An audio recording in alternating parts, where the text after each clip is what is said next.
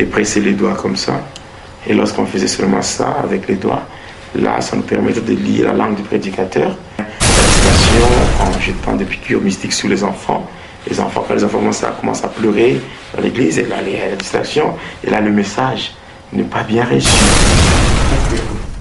On m'empoisonne pour la première fois. J'ai fait 4 jours dans les comas. Je sors. Je témoigne. Je continue à témoigner. On m'empoisonne pour la deuxième fois. Là, j'ai saigné partout, les narines, le sang qui sort des narines, la bouche, les oreilles, les yeux, le sang qui sort. Et après, le Seigneur m'a guéri. Et je suis encore témoigné. On m'a empoisonné la troisième fois. Quatrième fois.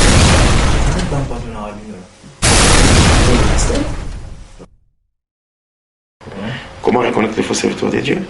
Il y a 3 signes. Il y a 3 signes pour reconnaître les faux serviteurs de Dieu. Le premier signe, c'est que quand on voit un serviteur qui cherche à s'accaparer de la gloire de Dieu, qui aime toujours utiliser le moi et le je. Moi, j'ai fait. Moi, c'est tout. Je. Vous voyez, quelqu'un qui aime se donner même des noms. Qui se donne des noms pour impressionner les gens. Ça, c'est le premier signe. Parce que la gloire, c'est un domaine privé de Dieu. Le deuxième signe, quand on voit un serviteur qui est cupide. Donc, lui, tout ce qu'il fait, c'est seulement l'argent. Et il aime toujours l'argent.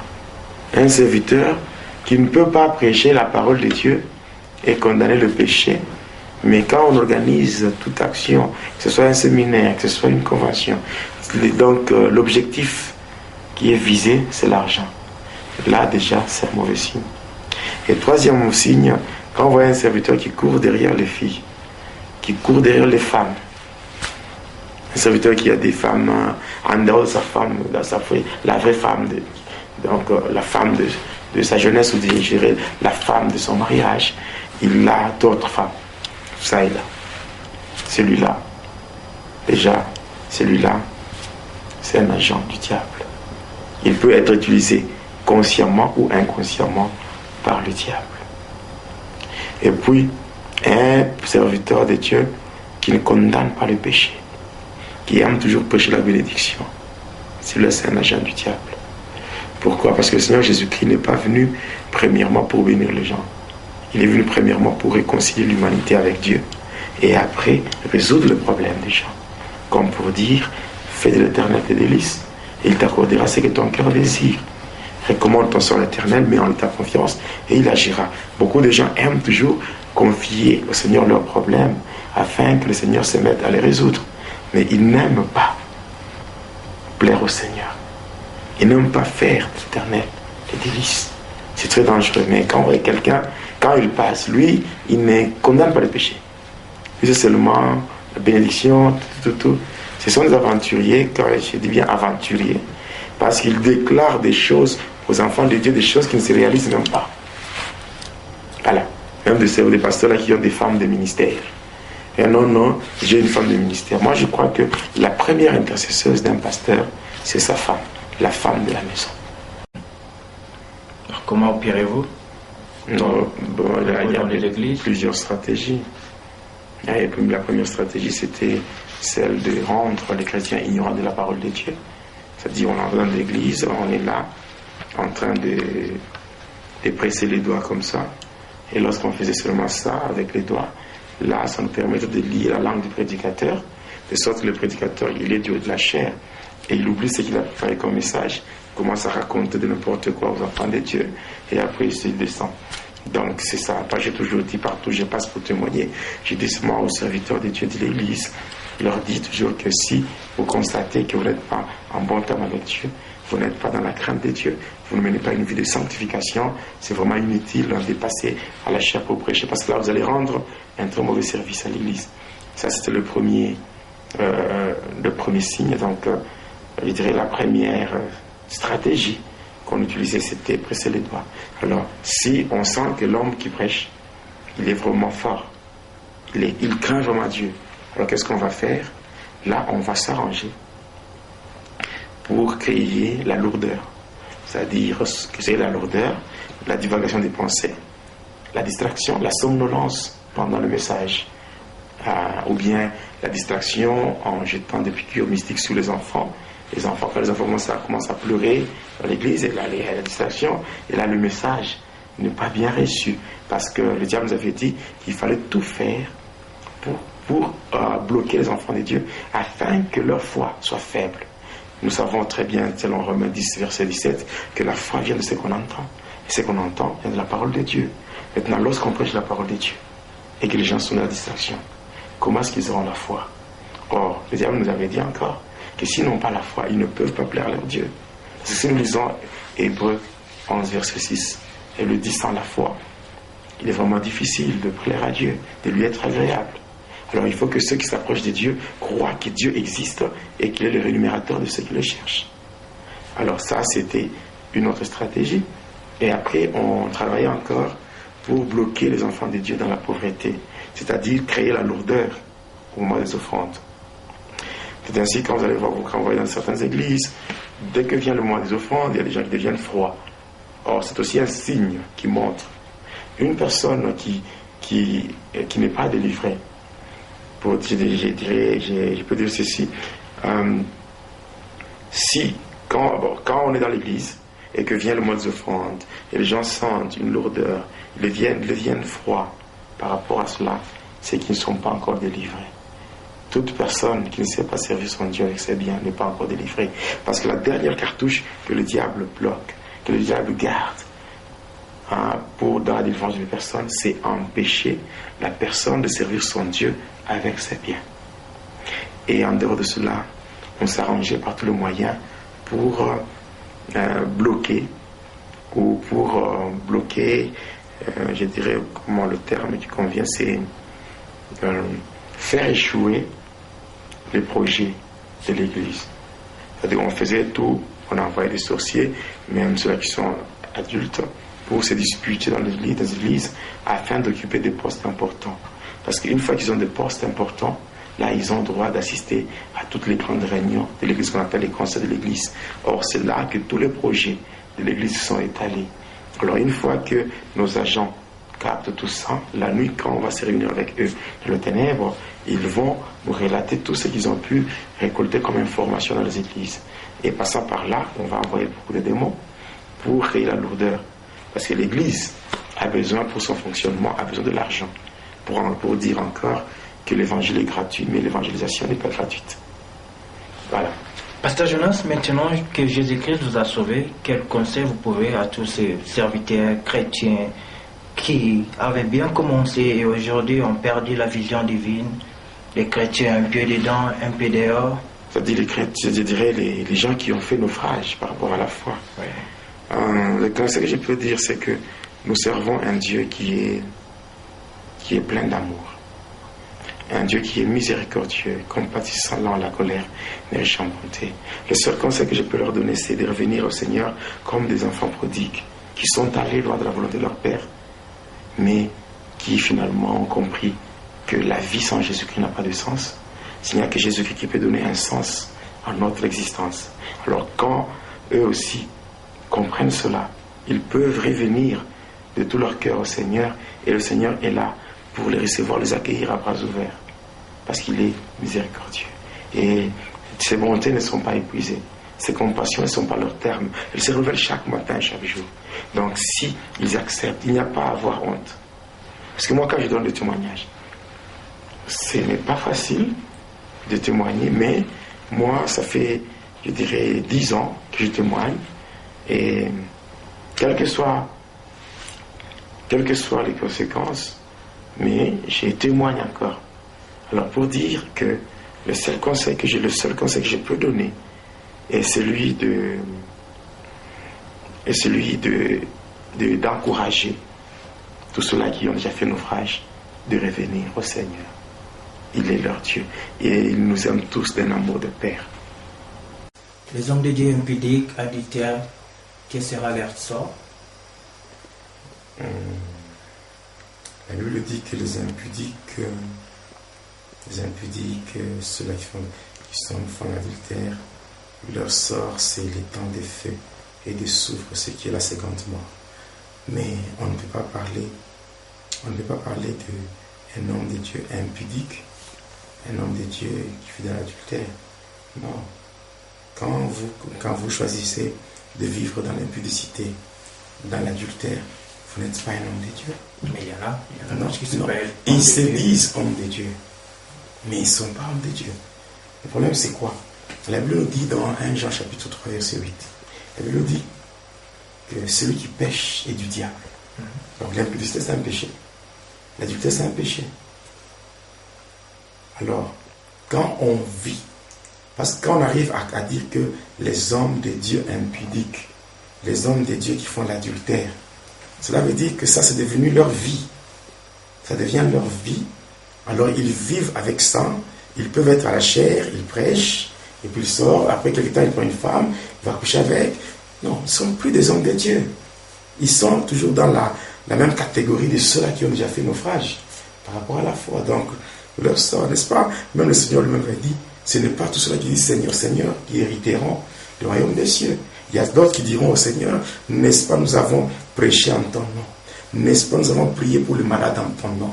N'est-ce pas, nous avons prié pour la délivrance des gens en ton nom? Le Seigneur leur dira, allez dans les ténèbres et moi, je ne vous ai jamais connu. Et ça, c'est Jésus lui-même qui a parlé. Donc, on ne peut pas être serviteur de Dieu. En même temps, on vit dans l'impudicité, on vit dans le mensonge, on vit dans l'escroquerie. Parce que nous avons beaucoup de gens qui sont là juste pour salir le nom de Jésus-Christ. Boire de l'alcool, quel est l'espoir? Premièrement, par rapport à l'alcool, la Bible dit clairement que de ne pas prendre ça. Il y a quelque part dans la Bible qui est écrit un peu du vin. Un peu du vin. Fait quoi? Et continuez avec votre phrase. Parce que Il y a un peu du vin? Non, non. Il y a ce qu'on appelle le vin mou. C'est-à-dire que le vin qui ne contient pas l'alcool. Donc il ne contient pas l'alcool. Pourquoi? Parce qu'une personne, dès qu'une personne est ivre, la personne perd le contrôle. Et là, ce sont les démons qui peuvent manipuler la personne jusqu'à accomplir des histoires compliquées. Et que, dès que quand la personne, quand la dose d'alcool va disparaître, la personne va se retrouver devant des faits accomplis. On dit, mais c'est toi qui as fait ça. Non, donc, tout ça, ce sont les démons qui entrent. Et vous voyez le sort de la première personne qui a fait la bière. Il s'est retrouvé à la fin sans habit. Là, je parle de Noé. Donc, ce n'est pas vraiment intéressant. On ne peut pas être chrétien et vivre encore dans des abominations. Alors Jésus, dans la Bible, il a transformé l'eau en vin. Alors, qu'est-ce que vous voulez nous dire par là? Ce vin-là, il n'avait pas d'alcool. Donnez-moi le verset qui dit que ce vin-là était alcoolisé. Mais dans la Bible aussi, c'est nulle part écrit que le vin n'était ni alcoolisé ou... Croyez-vous que le Seigneur peut donner quelque chose pour enivrer les gens? Pendant que sa parole dit, ne vous enivrez pas du vin, mais soyez remplis de la puissance du Saint-Esprit. À ce moment-là, il se contredit. Or, Dieu ne peut jamais se contredire. Donc, le vin que Jésus avait donné, c'était le vin qui était différent de ce que les organisateurs de la fête avaient donné. Donc, le vin que Jésus donne, ce n'était pas le vin avec alcool, mais c'était le vin mou. Nous devons vraiment, quand nous sommes enfants de Dieu, nous ne devons pas chercher des échappatoires. Vous voyez quelqu'un là qui est ivrogne, pour justifier son état, il va fouiller dans la Bible. N'est-ce pas, on a dit ça? La Bible, quand nous lisons la Bible, on ne doit pas lire la Bible en diagonale. La Bible, quand on lit quelque chose, il faut savoir situer cela dans les contextes. Dans les contextes et comprendre qu'est-ce qu'on veut dire. Voilà. Donc, et pour ce qui est des piercings, des tatouages, d'ailleurs, le tatouage que les gens mettent sur leur corps, ça c'est vraiment un danger. On peut faire un tatouage là, on fait un dessin sur vous. Or, en faisant cela, vous ne savez pas que ça représente un démon du monde de ténèbres. Quand on met ça sur vous, le démon peut facilement passer. D'abord, quand on se met le tatouage, un homme normal, ça lui sert à quoi? Il y a des gens, lorsqu'ils menaient encore une vie païenne, il avait mis des choses pareilles. Mais avec le temps, quand ils sont venus au Seigneur, ils le regrettent. Ils se disent même, Seigneur, comment je peux faire pour enlever ça? Pour enlever ça. Donc, ce qui est drôle, c'est quoi? Nous ne sommes pas appelés à tout imiter. Parce que les gens qui sont vraiment attachés au monde, qui reçoivent des inspirations diaboliques, mettent ça sur eux, et un chrétien là imite aussi. Un chrétien aussi commence à me dire, moi aussi on va me tatouer. Est-ce que tu connais l'impact de cela? Parce qu'en mettant cela, tu peux avoir un tatouage, or c'est un symbole qui représente une divinité démoniaque. Votre tatouage, mais ça représente un signe mystique. Et en mettant seulement ça sur le corps, déjà c'est un symbole d'appartenance à une société occulte sans le savoir. Et là on commence à l'utiliser, à faire descendre sur toi certaines choses maléfiques. Tu ne sais même pas comprendre comment ça vient. Or, la brèche, c'est le tatouage. Et mais quand on met du piercing, tout ça, d'abord, est-ce que Dieu peut permettre à une personne de se faire du mal? Parce que quand il faut placer ça, le piercing et autre chose, ça fait très mal, non? Là, je ne l'ai jamais fait, je n'ai pas d'idée. Non, vous n'avez pas d'idée, mais ceux-là qui le font savent que ça fait très mal. Est-ce que Dieu peut être content qu'une personne commence à se détruire? Est-ce que Dieu peut être content qu'une personne commence à détruire la demeure de Dieu? Il veut dire, ne savez-vous pas que votre corps est le temple du Saint-Esprit? Le temple de Dieu doit être respecté. Voilà pourquoi Dieu lui-même dit, c'est lui qui détruit le temple, Dieu aussi le détruira. C'est ce que la Bible dit. C'est lui qui détruit et ou qui arrive à profaner le temple de Dieu. Dieu aussi le détruira. Il y a beaucoup de gens qui ne savent pas se contenter des normes que Dieu a déjà mis à notre disposition.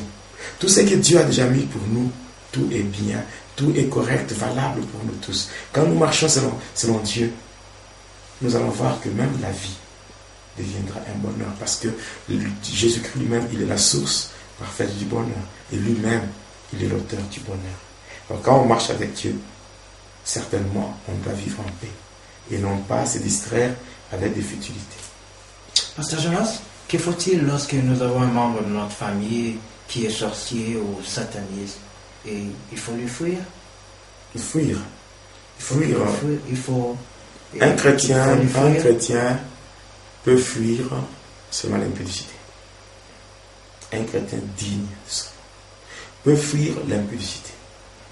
Et de deux, un chrétien ne peut pas fuir un sataniste. Un chrétien peut se séparer d'un sataniste. Mais en se séparant, un chrétien ne peut pas vivre avec la haine contre un sataniste ou contre un sorcier. La haine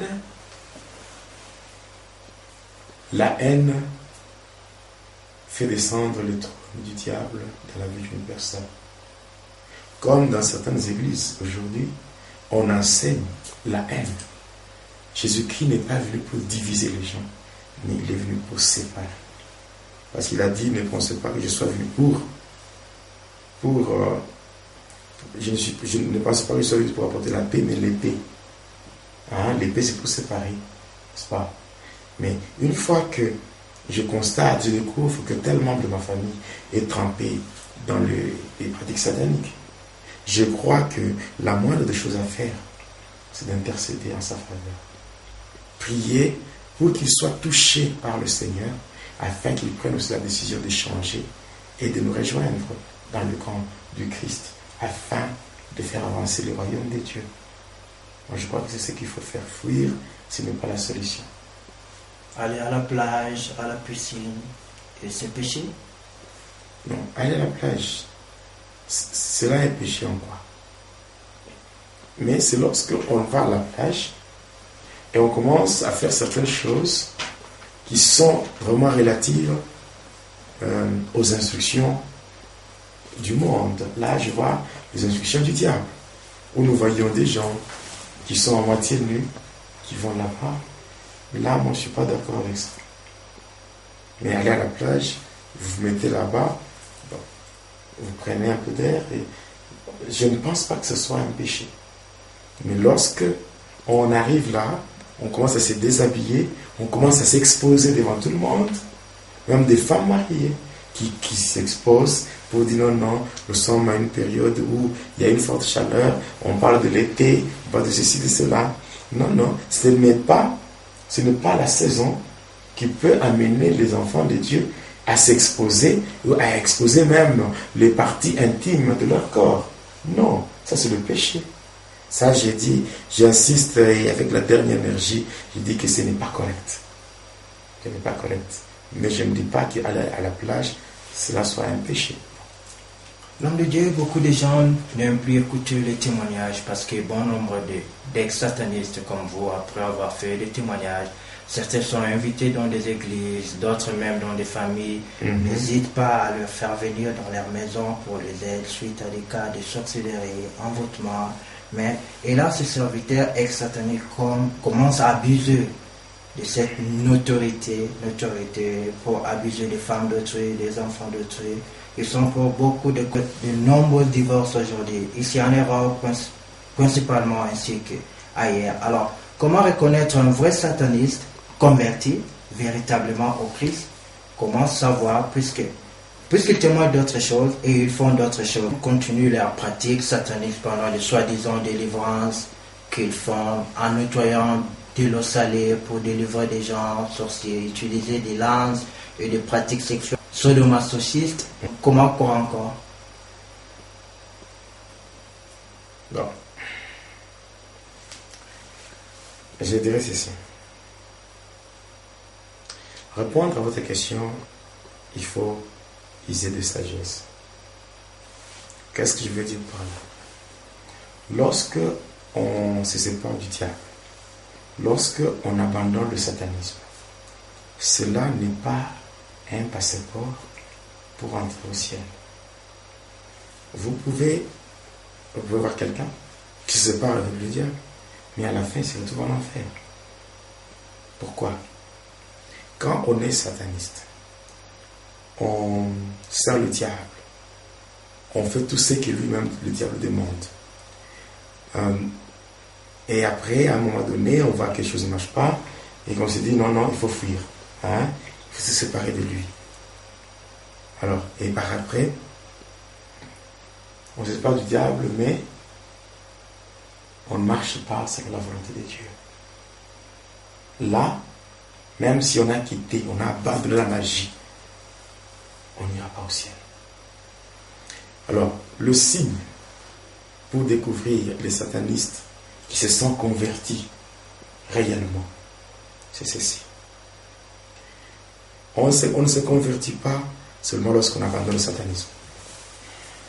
Quand quelqu'un, par exemple, abandonne le satanisme, abandonne la magie, mais demain vous le trouvez dans un bar en train de prendre la bière, vous le trouvez dans un hôtel avec une femme d'autrui, celui-là, il n'a pas changé, c'est encore un sataniste. Donc, quand j'abandonne le satanisme, non seulement j'abandonne le satanisme, mais j'abandonne tout ce qui appartient au diable. Donc, je laisse tout. Et je rentre maintenant dans la parole de Dieu. Et le vrai témoignage, ce n'est pas ce qu'on donne par rapport à la vie passée. Mais le vrai témoignage, c'est la vie qu'on mène maintenant, qu'on est dans le Seigneur. C'est ça. Et puis, il y a beaucoup de gens qui se laissent tromper. Est-ce que la délivrance s'obtient avec des lances ou avec de l'eau salée? Ce sont des abominations. Quelqu'un qui entre dans une maison d'autrui, on le reçoit pour parler avec, et puis commence à abuser. Mais c'est un sataniste, celui-là.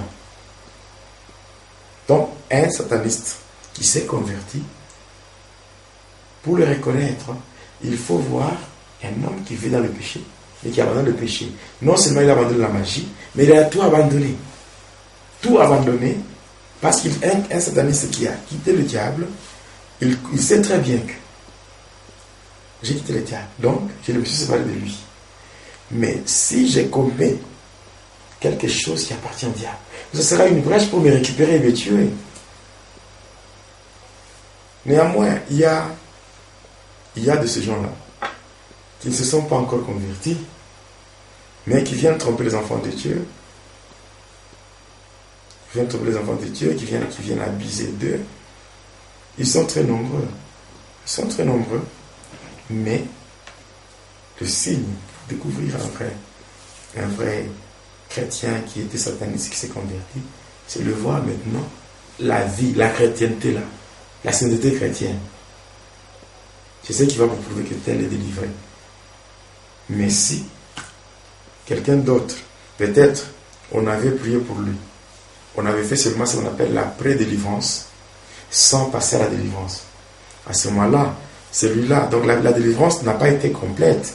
Alors celui-là, il peut donner l'image ou l'apparence d'un homme converti, mais en fond, il y a encore des choses, il y a encore la sémence du diable qu'il faut enlever pour que la personne soit totalement à Jésus-Christ et faire sa marche avec le Seigneur. C'est ça, c'est ce que je peux dire. L'homme de Dieu, dans votre témoignage, quelqu'un a écrit correction. C'est faux, les triangles de Bermude ne se trouvent pas sur la conjonction de l'océan Indien et Atlantis. Ces triangles de la mort ou triangles de Satan se trouvent sur l'océan Atlantis, entre la côté de la Florida et de Porto Rico. En fait, il a écrit ça par rapport à ce qu'il a appris, ce qu'il a lu quelque part. Il a lu quelque part. Là, il parle du triangle de Bermude, il parle en même temps du triangle de la mort. Le triangle de la mort, c'est quand là, il parle du triangle de la mort par rapport à la situation géographique. Comment situer ça? Par rapport aux coordonnées, longitude, latitude, là, il peut se situer de ce côté-là avec la côte de Floride. Là, c'est le triangle de la mort. Mais par contre, au croisement des océans Atlantique et Indien, c'est là où se situe le triangle de la Bermude. Oui, se situe même le triangle. C'est la forme de la triangulaire, ça se voit même. Ça se voit même.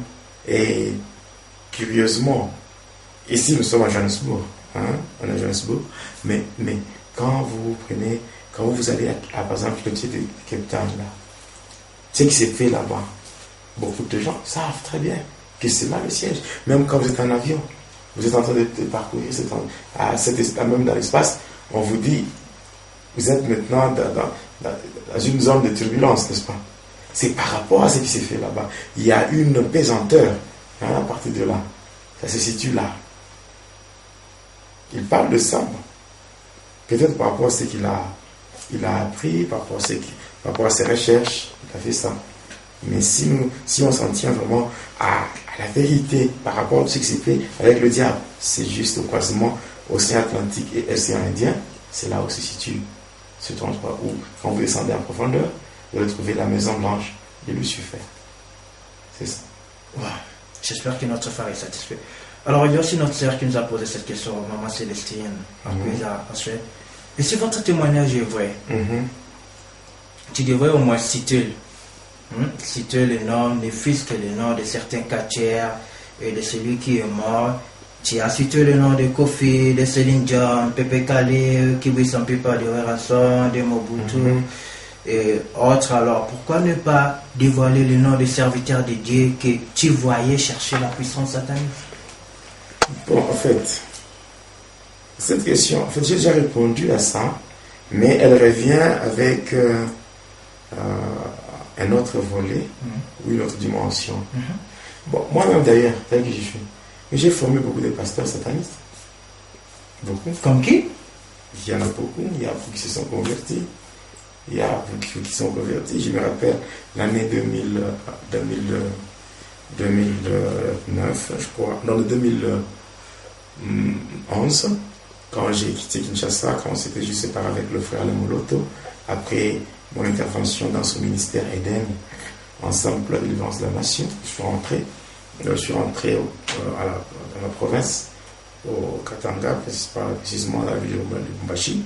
Après ça, j'ai fait quelques temps et j'ai été invité à Colosie dans l'église Bonne Sémence, le pasteur Georges. J'étais là, je travaillais. Et curieusement, quand un jour je sortais, j'ai cherché quelque chose là du côté du petit marché. Je m'étais rencontré avec un pasteur que moi-même j'avais formé. Donc, il était pasteur, mais quand il voyait que les choses ne marchaient pas bien, il avait besoin d'avoir la prophétie, le pouvoir de prophétie, de délivrance. Et c'est moi qui lui avais demandé de faire une lettre de demande d'emploi adressée à la maison, ce qu'on appelle la loge, la maison Louis Gilbert. Il l'avait fait, il avait signé avec son sang. Il est là pour le dire, puis curieusement, il me dit, non, est-ce que tu ne peux pas venir témoigner dans mon église? Je lui dis, mais finalement, toi là, tu te moques de Dieu. Parce que si tu veux que je vienne témoigner dans ton église, alors accepte aussi que je vais parler de ce que tu sais que je vais faire de toi. Si tu vas rester dans ton église avec un membre, je dirais, si dans ton église va rester même un seul fidèle, mais tout le monde va partir. Alors moi, je lui ai donné un conseil, dit, mais fais tout pour abandonner. Abandonne seulement ça. Mais dire que non, quand on cite les profils, les relations, on cite tout ça. Qui sont morts. Qui sont vivants. Ils sont vivants. Pourquoi on n'a pas eu peur de citer? Mais notre maman Célestine a besoin de se dévoiler au moins, de citer au moins un nom ou des noms de pasteurs, de serviteurs de Dieu. Ça ne vaut pas la peine, là. Mais vous citez, parce que le nom que vous avez cité, parce que le nom que vous avez cité, ce ne sont pas des pasteurs. Alors, si vous voyez bien votre question, vous avez commencé par dire si le témoignage est vrai, qui cite le nom des catcheurs, là, tout. Mais il y en a beaucoup. Il y en a beaucoup d'abord. Un catcheur là qui s'est converti avant moi, Maître Tiro, Papa Jean-Marc. Il est là, maintenant vous commencez à citer les noms. Oui, Maître Tiro, il est là. Il est là, et c'est un papa qui m'aime bien. Mais vous avez cité le nom parce qu'il s'est converti. Il n'y a pas seulement celui-là. Il y a par exemple Samson, qui est encore catcheur. Il y a par exemple les catcheurs là qu'on appelle cercueil. Il y a des catcheurs, beaucoup de catcheurs. Bon, les catcheurs, on peut accepter facilement. Alors, pourquoi pas citer le nom des serviteurs? Considérez la vérité. Oui. Entre les serviteurs, les pasteurs et les catcheurs, qui peuvent m'attaquer. Alors, comme vous êtes pasteur, non, en fait, qui peuvent m'attaquer? C'est les pasteurs ou bien. Ça sera plus les pasteurs, parce que chez nous, au pays, ça se fait pareil. Non, écoute, mon frère. Je crois que physiquement, les gens qui vont m'attaquer, ce sont des catcheurs. Non, physiquement, c'est que les casteurs font, ils pratiquent de la magie, ils pratiquent du fétiche, les gens le voient à l'œil nu. Mais le pasteur, c'est un peu un coulisse, là. En fait, moi, personnellement, je crois que quand j'avais parlé, par exemple, du pape Jean-Paul II, dans le témoignage, mais moi, j'avais parlé du pape Jean-Paul II, qui faisait souvent la modération avant qu'il soit prenne la parole dans la maison de Lucifer, là. Mais quand j'avais parlé de lui, il était encore en vie. J'avais parlé de lui. Donc, en fait, j'ai bien dit que quand je témoigne, je le fais selon l'orientation du Saint-Esprit. Si le Saint-Esprit me convainc, je vais parler depuis je parle. Et si j'étais un péreux, on m'empoisonne pour la première fois. J'ai fait 4 jours dans les comas. Je sors. Je témoigne. J'ai continué à témoigner. On m'empoisonne pour la 2e fois. Là, j'ai saigné partout, les narines, les sangs qui sortent des narines, la bouche, les oreilles, les yeux, le sang qui sort. Et après, le Seigneur m'a guéri. Et je suis encore témoigné. On m'empoisonne pour la 3e fois, 4e fois. Alors, si je n'ai pas peur du poison, croyez-vous que je peux avoir peur d'un pasteur sataniste? Mais vous avez jamais parlé que c'était empoisonné? En fait, je venais de vous dire il n'y a pas longtemps que le témoignage que j'ai donné là, ce n'était pas un témoignage complet. Le problème, c'est que le temps qui m'avait été donné ne m'avait pas permis de tout dire.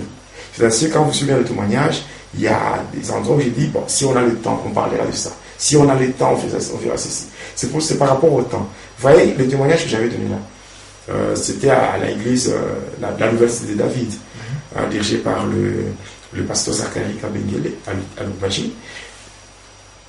On m'avait invité pour un travail de 3 jours. Il y avait une action à l'église. Il y avait une action. Ils étaient en jeûne et prière. Le Seigneur leur avait donné une recommandation de prier pendant 3 jours. Et à cet effet, on m'avait invité pour que je vienne intervenir dans les 3 jours-là. C'est aussi quand je parlais, c'est là que le pasteur et toute l'église étaient intéressés. C'est ainsi qu'on va commencer à me donner des jours. Il faut que je vienne. C'est comme ça que je suis arrivé à donner quand même ce qui se trouve dans des CD audio. Donc ce n'était pas la totalité du témoignage par rapport au temps.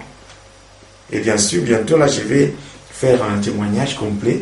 Je vais faire un témoignage complet et le mettre à la disposition des enfants de Dieu pour qu'ils découvrent certaines réalités qui n'ont pas été mentionnées ou citées dans la version audio.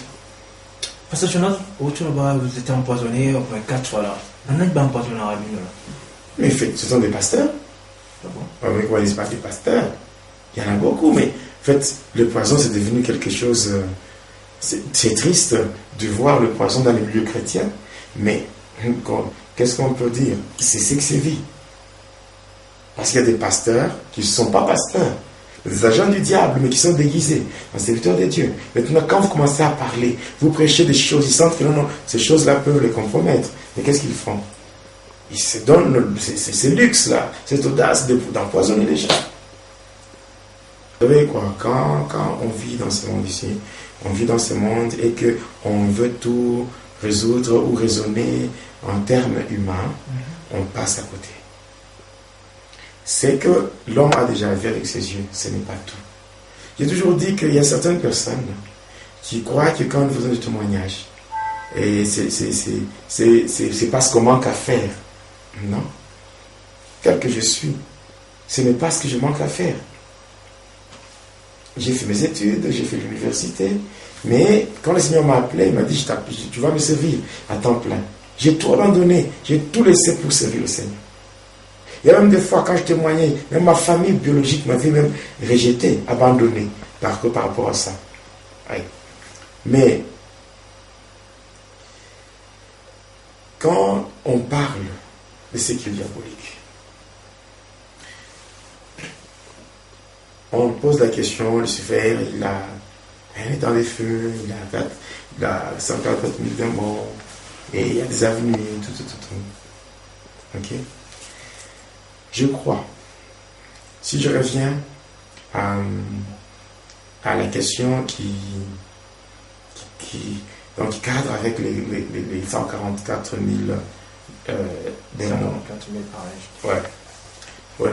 Nous savons très bien que Dieu, les anges de Dieu sont en grand nombre au point qu'on ne peut même pas les compter. N'est-ce pas? Mais le diable a corrompu le 1/3 des anges de Dieu. Parce qu'on parle de milliards d'anges, n'est-ce pas? La Bible dans l'Apocalypse 4, verset 4. Mais le diable a corrompu le 1/3. Mais le diable, quand il a corrompu le 1/3, ils sont tombés avec lui.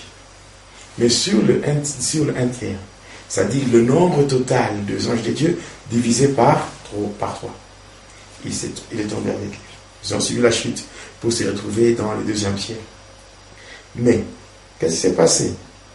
Pour former son gouvernement, le diable a soutiré sur les anges-là 144 000.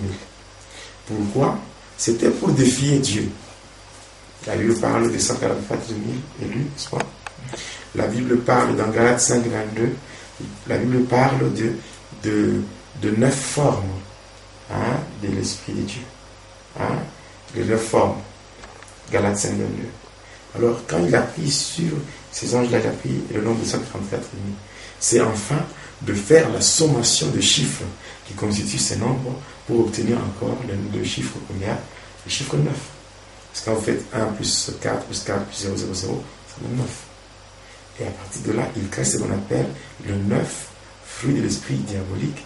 C'est ce qu'on appelle dans l'Église catholique le 9 cœurs des anges. Ah bon? Oui. Et maintenant, ça c'est par rapport aux fruits. Et il soutire encore dans les 144 000, il va soutirer encore 72, qu'on appelle les 70 de Dieu, qui travaillent avec lui dans le gouvernement. Et avec les 72 dieux, les 72 là, il a formé 3 triades, dont la triade supérieure, moyenne et puis la triade inférieure. Donc il a mis dans un groupe 8, et quand on fait 8 fois 9, ça donne encore 72. C'est ce qui se passe. Maintenant, quand on parle de la fournaise du diable, là on voit clairement le monde astral. Parce que le monde de Lucifer, c'est ce qu'on appelle le monde de Pandémonium. Ce monde-là, c'est un ensemble qui est divisé en 3 sous-ensembles. La première partie, c'est ce qu'on appelle le monde de Tartarus, c'est-à-dire l'endroit où le diable règne ensemble avec les anges qui ont été précipités avec lui. Après cela vient le monde de Polion. C'est la deuxième partie c'est l'endroit où le diable règne ensemble avec les sirènes ainsi que les dragons. Et ce monde de Polion est aussi divisé en plusieurs petits mondes. Parmi les petits mondes qui sont là, il y a premièrement le monde de la déesse Maharashati, il y a le monde de Buldes, dirigé par les dragons des montagnes, il y a le monde dirigé par les dragons de la mer, il y a le monde Zeppelin, il y a le monde Eucalyptus, il y a aussi le monde Armstrong, qui est le département de la magie catholique, dirigé par une déesse diabolique répondant au nom de Marie Magoué. Voilà pourquoi le monde Armstrong, en d'autres termes, on l'appelle le domaine marial. Maintenant, quand nous prenons la troisième partie du monde de Lucifer, la troisième partie du monde de Lucifer, c'est ce qu'on appelle le monde astral, où l'endroit où vont tous ceux-là qui meurent dans le péché, c'est-à-dire ceux-là qui meurent loin de Jésus-Christ. Voilà. Alors, ce monde-là, monde astral, est aussi divisé en trois parties. Il y a premièrement ce qu'on appelle le quartier des esclaves. Le quartier des esclaves, c'est l'endroit où vont tous ceux-là qui meurent dans le péché, étant chrétiens hypocrites ou païens. Ils vont là-bas. Là, il y a des avenues selon le péché. Donc, il y a des différents péchés. Et selon chaque péché,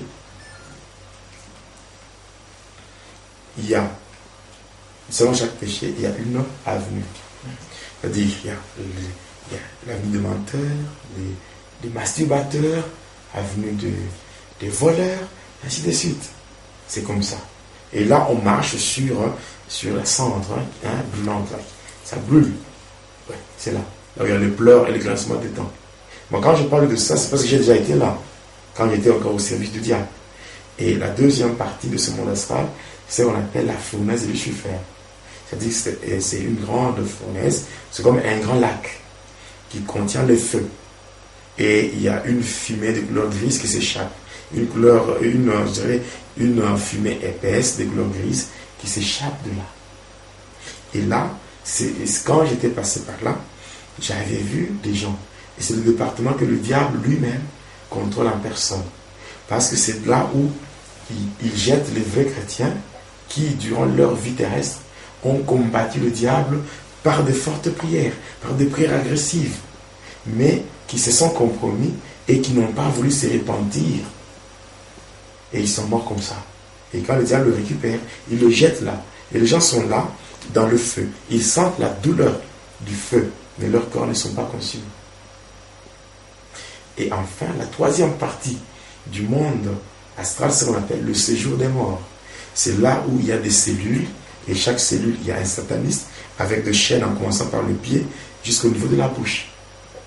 C'est bien sûr là où j'ai laissé les Mobutu, les Simon Kimbangu, là-bas, l'homme Makiadi, le Pécalé, il y a beaucoup de gens qui sont morts.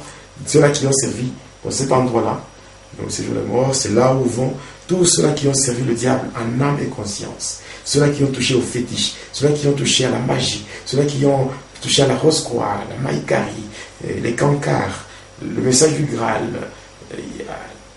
Il y en a beaucoup. Il y a ceux qui sont dans la science chrétienne, ceux-là qui sont dans la méditation transcendantale, qui sont dans le yoga, ceux-là qui sont dans l'histoire telle que des Mormons. Ils disent l'église de Jésus-Christ descend le dernier jour. Or, ce n'est même pas ça. La réalité, c'est du satanisme. Ça a commencé avec un certain Joseph Smith aux États-Unis. Donc, du satanisme. Donc, il y a beaucoup de choses. Ceux-là qui sont trempés dans la magie catholique, les prêtres et autres. Ces gens, ils vont souffrir là-bas. Même ceux-là qui font de la musique mondaine, disons de la musique profane, mais qui utilisent des fétiches pour s'attirer le succès et la gloire, tels que le Michael Jackson. Michael Jackson, il y en a beaucoup, mais ce sont des gens qui souffrent. Et je crois, je ne suis pas le seul qui donne le témoignage sur l'au-delà. Je ne suis pas le seul. Il y a beaucoup de gens il y a même certains chrétiens qui ont été transportés en extase par le Seigneur. Le Seigneur a permis à ce que ces gens effectuent même le voyage dans l'au-delà et découvrent toutes ces choses, découvrent beaucoup de gens en train de souffrir. Je ne suis pas le seul. Mais moi, ce que je dis, je ne dis que ce que j'ai vu, ce que j'ai expérimenté et ce que j'ai vécu. Donc, je dis fidèlement, je donne fidèlement le témoignage eux-mêmes, Dieu lui-même m'est témoin.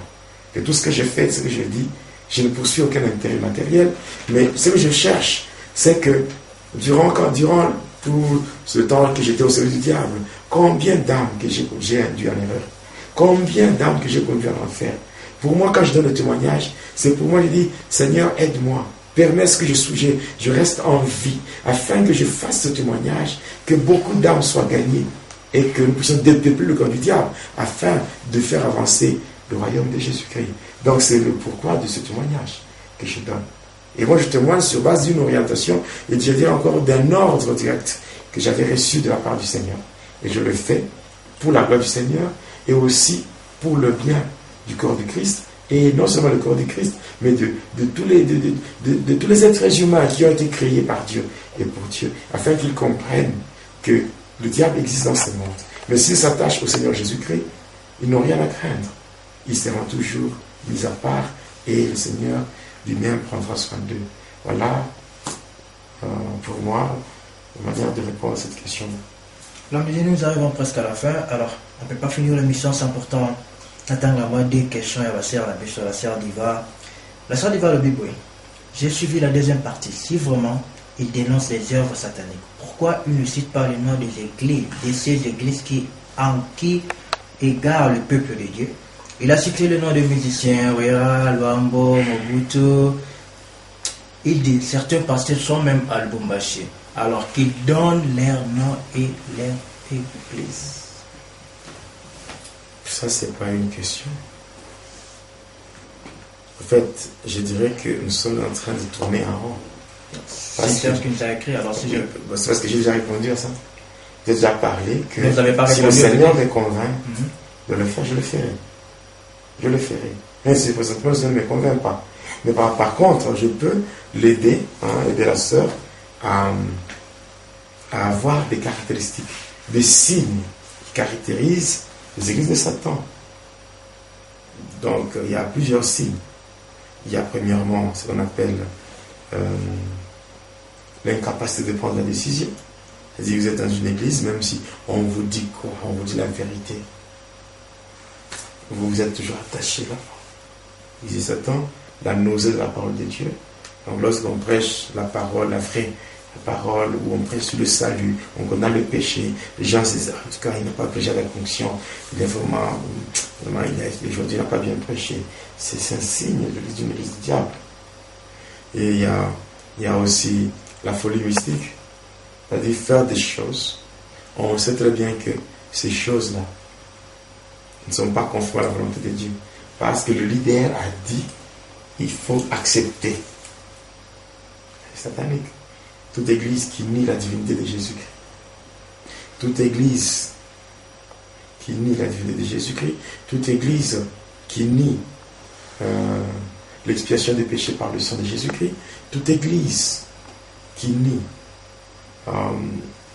la naissance miraculeuse de Jésus-Christ. Toute église qui nie l'ascension physique de Jésus-Christ. Toute église qui considère Jésus-Christ comme un prophète. Toute église où on entend les voix de Dieu. Les voix de Dieu avec donc Dieu avec des minuscules là. Toutes les églises qui font ça. Donc, toutes les églises du diable. Toute église qui croit au baptême des morts. Baptême des morts, qu'est-ce que cela veut dire? Le baptême des morts, c'est qu'il y a certaines doctrines où on dit aux gens, les enfants de Dieu, on leur dit que, par exemple, un membre de famille était mort. Mais il était mort tout en étant païen. Mais on leur dit vraiment que non, comme il est mort païen, mais que vous avez déjà fait au Seigneur, vous pouvez vous faire baptiser en son nom. Et ainsi, quand on vous donne le baptême, directement, lui étant là-bas, il sera transféré, il va quitter l'enfer pour aller dans le paradis. Vous voyez, le futur. Il y a des églises qui font ça. Les églises animistes. Les églises qui sont basées sur le culte des ancêtres. Les églises qui fondent qui fondent leur base sur les dogmes. Ce sont des églises de Satan. Donc, il y a beaucoup de caractéristiques